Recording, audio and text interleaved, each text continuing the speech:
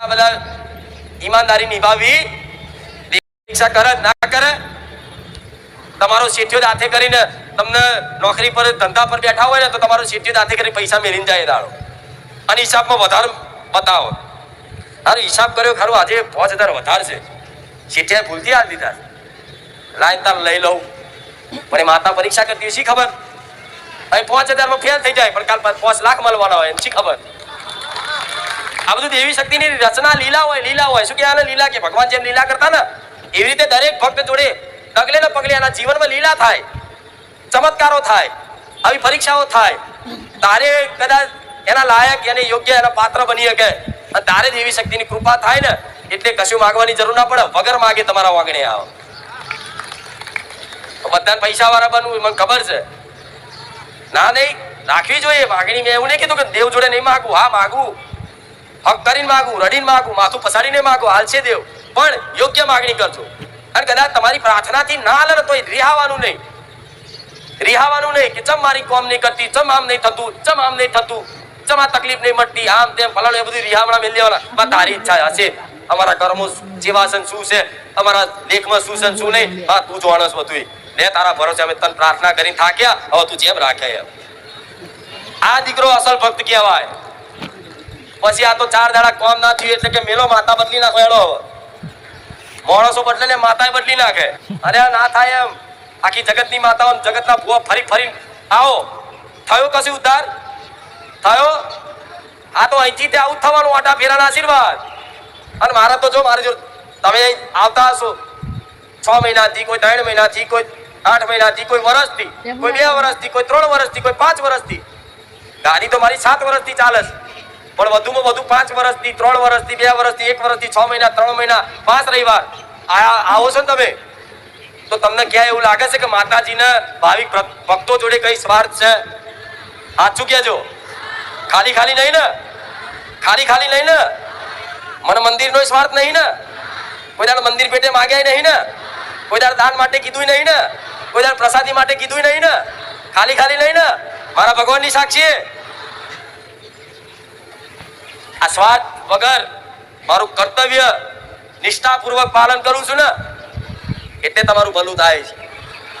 જો મારો દીકરો આમાં સ્વાર્થ રાખે, એનો વ્યક્તિગત સ્વાર્થ રાખી, એનો પરિવારનો સ્વાર્થ રાખી, એના કાકા કુટુંબનો સ્વાર્થ રાખી અને ભેગું કરવાની ભાવના, બસ બધાને લૂંટી અને ભેગું કરી લઉં, મોટું મંદિર બનાવી લઉં, મોટો બંગલો બાંધ દઉં અને આટલા કરોડો રૂપિયા છાપી લઉં અને આટલા વીઘા જમીન લઈ લઉં, આટલી ગાડીઓ લાવી દઉં, બેંકમાં ફિક્સ કરી દઉં, દીકરાઓના નામે મેળ દઉં, આ બધી યોજના બનાવી અને કદાચ મારો દીકરો અહીં બેસતો હોય ને તો આટલું પબ્લિક ચારે ભેગું ના થાય, આટલા પરચા ના મળે.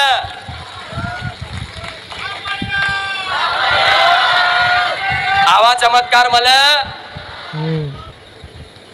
મારે મંદિર બનાવવું હોત ને તો 5 વર્ષમાં કેવું બને? મોટું બનાવવું તો બને ને, પણ હજુ મંદિર વગરની ચમ છું. પણ મેં એક પ્રણ એવો લીધો છે કે મારા આવા ભાવિક ભક્તોને ખોટી લાલચો આલીને મારે ભરવી અને મારા અમની જોડથી દાન કરી લેવું નહીં. ક્યારેય કોઈ ભાવિક ભક્તોને મારા સાનિધ્યમાં કે મારા સેવકો દ્વારા કોઈ પણ જગ્યાએ કોઈ દિવસ કહેવામાં નહીં આવ્યું હોય કે માતાજીના મંદિર પેટે તમે દાન કરો કે આટલા પ્રસાદી માટે તમે પ્રસાદી કરાવો. અરે ગોળા, એ વટવારી માતા છું, પ્રસાદી વાળા તો લાઈનમાં ઉભા હોય પણ એમને ઈચ્છા હોય ને કે મારું અહીંયા નામ બોલાય પ્રસાદી, તો કહી દઉં તારા ઘેર રે ભાઈ, તારા નોમદાની જરૂર નહીં. અહીંયા કોઈ મોટાપો લેવા જાય કે મેં માડીના નામે ધામમાં આટલા રૂપિયા લખાયા, આટલું મંદિર લાવ્યો, આટલું ઘુમ્મટ લાવ્યો, ફલાણું લાવ્યો અને નામ લખી લાવે ને તેનું ઘુમ્મટ એનું પાછું આ લેવું, ત્યાં તારા ઘેર રાખ, તારી માતાનો ઢાર છે. મારે એવો મોટાપો કોઈને લાવો નકર એવા રૂપિયા વાળા તો કઈક છે એમના ઘેર જાવ ને એટલે બધા મંદિર બધું ઊભું થઈ જાય. પણ મારે એવા રૂપિયાથી ને એવા મોન સંભાળ વાળાથી નહીં લેવું. મારે તો મારા ગરીબ ભાવિક ભક્તો જે આવે છે ને, આ 1 રૂપિયો મૂકે ને એમાં હું રાજી છું. મેં ક્યારે કીધું તો નહીં, પણ આ જે વ્યવસ્થા થાય છે ને એ વ્યવસ્થા માટે તે કોઈ પણ સેવકોને ક્યારે કહેવામાં નહીં આવતું કે તમે આ વસ્તુ લાવી દેજો, આ સેવા કરી દેજો, આ કરી દેજો. ક્યારે કીધું? હા ખાલી સેવકો એટલી કદાચ વિનંતી કરીએ છીએ કે કદાચ તમે ભાવથી જે પણ વસ્તુ લાવો છો બધું સ્વીકારશે. કોઈ ફૂલ લાવો તો એ પણ સ્વીકારશે, કોઈ હાર લાવો તો એ પણ સ્વીકારશે, જે લાવો બધું સ્વીકારશે. પણ સેવકોએ ખાલી એટલો આગ્રહ કર્યો હશે કે તમે આ ફોટા મોટા લાવો, મોટી મોટી વસ્તુ લાવો, જે કામની ના હોય, જે પડી રહે ગોડાઉનમાં એવી વસ્તુ લાવો. એના કરતા જે જરૂરિયાત હોય સાનિધ્યમાં જે વપરાય એવી વસ્તુ લાવો તો કામમાં આવે, એવો કદાચ આગ્રહ કર્યો હશે. નકર કોઈ બીજો આગ્રહ કર્યો હશે. એટલે ક્યારે દુનિયાની વાતોમાં આવતા આખા જગતમાં જેના જબરા પરચા હોય ને એની જબરી ચર્ચાઓ હોય. એટલે ચારેય બાજુ વાત તો મારી ચર્ચાઓ. એટલે જો એક વાત કહું, મારા નામથી મેં ક્યારે અત્યાર સુધી તમે યુટ્યુબ થી જોડાયા હશો 2 વર્ષથી, લગભગ કદાચ બધા વિડીયો જોયા હશે. એક વિડીયોમાં એવું નહીં કીધું કે ચેનલને લાઈક કરજો, સબસ્ક્રાઇબ કરજો, શેર કરજો.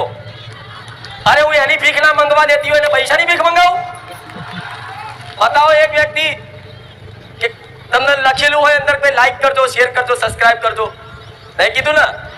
એક મોબાઈલના વિડીયોમાં બતાવો કે તમે યથાશક્તિ યોગદાન આપી શકો છો. સેવા માટે આ નંબર પર સંપર્ક કરજો. આ મારું સ્કેનર છે, આ મારી પહોંચ છે. સેવા માટે એક અલગ સ્ટોલ બનાવેલો છે, ત્યાં શું લખાવશે કહી દેજો. જાઓ, જોયું?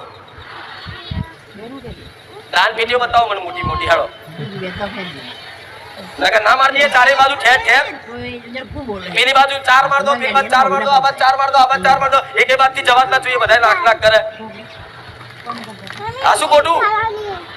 એટલે તમારે અત્યારે મારા નામથી બાધાના નામે પૈસા માંગશે. મારા કુખાર મેળવીની મોનતા રાખી છે, મારા જણાવવાનું કોઈ કરજો. મારે માંગવાની બાધા છે, મોનતા છે તો હાલતા નહીં. બાધા હોય ને એવી કે માગીને મારે માતાજીનું કરવાનું તો કહેવાનું ના હોય કે મારા બાધા છે એટલે માગું છું. એ તો સીધું ભિખારી બની જાય. કાલો બાપા તારે કહેવાય. અમુક નહીં આવી બાધાઓ રાખતા જોજો કે 5 ઘર માગીને કરીશ. આવી કોમળાઓ બાધા વધારે 5 ઘર માગીને કરીશ કે માતાજી મારું આ કામ થઈ જાય. તો પાછા માગવાનો સમય આવે ને તો કે મારા બાધા છે ને એટલે હું માગું છું. અભિમાન કરે, હું ભિખારી નહીં પણ બાધા છે એટલે હાથ બાપો કરું. તો અસલ બાધા કોને કહેવાય? મોતા ત્યારે પડે અહમ મૂકી અને હાથ બાપો કરો. ભિખારી બનીને કોને કે કઈ ગાલજો નથી હાલવા જેવું હોય તો ભૂખ લાગી છે કદાચ 10 રૂપિયા કોક નાખે અને એ કરો તો એ ફળે. એટલે મારા નામથી કોઈ બાધાના નામે કોઈ ઉઘરાણું કરે, કોઈ પણ સ્ત્રી હોય, કોઈ પણ પુરુષ હોય, કોઈ પણ ઉંમર લાયક હોય, મારા નામથી કદાચ ઉઘરાણું કરે, ખોરો પોતરે અને મારું નામ દે એટલે તમારે 1 રૂપિયો હાલવાનો. આ જાહેરમાં કહી દઉં છું. કોઈ જગ્યાએ એમ કે આપણે માતાજીની ધજા ચડાવવાની છે કે લાવો બધા પૈસા ઉઘરાવો, કોઈ હાલવો. હા તમે હજુ અંદર એક ગ્રુપના હોવ, એક ગામના હોવ તો બરોબર છે, પણ ના જાણ પહેચાન કોઈ નહીં, ઓળખાણ કોઈ જો રાખવી અને કોઈને હાલવું. નકર અત્યારે સીતારામાં મારે આવા હોય અહીં તો ચિત્રા એવા આવા ચોર આવો, સૌકાર આવો, બધા આવો. પણ તમે છેતરાતા કોઈ ભાડું ગમે તે માગે તો એ તમારો વિષય છે. હાલો તો આજુબાજુ પાર્કિંગ, નકર પાર્કિંગ ફ્રીમાં છે જ. પણ તમે જો બીજી જગ્યાએ સુવિધા મેળવું હોય તો પછી અમુક જણા 10 રૂપિયા 20 રૂપિયા ભાડું લે, એમનો વિષય છે. અહીં ના કહેતા. અને જો બહાર જઈને ગુનેગાર કૃપા લેવા આવે છે, કેટલા ગુનેગાર બનીને જાય છે. અમુક લોકો જેવું કે હું દાન લખાવું કે 50,000 રૂપિયા સેવા કરું એટલે માતાજી મને કૃપા કરશે ને સ્ટેજ ઉપર જવા દેશે, એવી આશા હોય તો ભાઈ 50,000 ના લખાવ તો ઘેર એ રહેશે શાંતિ. નહીં થાય એવું કે લાવો કઈ હોનાનો ઝુમ્મર લગાવેલો એટલે મને માતાજી કઈક 2 શબ્દો કહે છે. નહીં કહું, કરવું હોય કરજો સેવા, ના કરવી હોય શાંતિથી બેહો. મેં તો કોઈને કીધું સેવા કરો. તમારા મનથી પ્રેરણા થતી હોય અને કરવી હોય તો તમારા મનની મરજીની વાત છે. પણ એવું સેવા કરીને સ્ટેજ ઉપર ચડીને કે લાવો 2 શબ્દ પૂછી લઉં એવા તો કઈક વાટા ફેરા કરે પણ મેં નહીં પડતો. અને ઉપર ચડી જાય ને તો એમ કે ઉતરને છે. મારા કોઈના બાપની શરમ નહીં આવતી. ગમે તે નેતાને કહી દો, અધિકારીને કહી દો ચાલ ઉપર ભાઈ ને છે. અહીં નહીં ચાલાવું કોઈનું. જામ દુખિયારા બનીને આવ્યો હોય ને તો નમ્રતાથી આવવું પડે. આમ અહંકાર કરી નાખું હું આ ફલાણી પદ ઉપર છું તો ભાઈ તું પદ ઉપર તારે ઘેર રહે તો દુખિયારાનું કામ છે. આ શું ખોટું?